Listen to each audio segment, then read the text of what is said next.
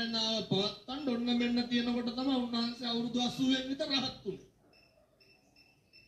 මොකක්ද මේ ආනන්ද හාමුදුරුවෝ ලෝකෙටම දීපු සහ දෙන පණිවිඩ? මේ ශනික තීරණ කෙටි ක්‍රම මේ වගේ පැවැත්ම හරි කොටයි. ඒ වගේ පැවැත්ම හරි කෙටි ජීවිතේ පුරුදු වෙන්න ඕන මේ පත්‍ර යෞවනයේ තුලම අර ඔබතුමා කිව්වා මේ ජෙනරේෂන් එක අපිට වඩා හරි ඩිජිටල් කරණය වෙලා කියලා. ඕකේ අනික් පැත්තක් තියෙනවා. ඉරිබොන කාලේ බත් කන්න ගිහුවම මොකද වෙන්නේ?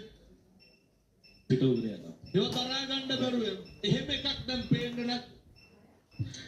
ඒ වයසට වඩා මෝරනකොට මොකද වෙන්නේ? මේ ක්‍රමය මේ පිළි අහලක් ඇති අර තියෙනව නේද? දරුවෙකුට හැදෙන්න දෙන්න ඕන මොනවාද? සමාජ විද්‍යාව උගන්වන්නේ ආරයයි පරිසරයයි නේ.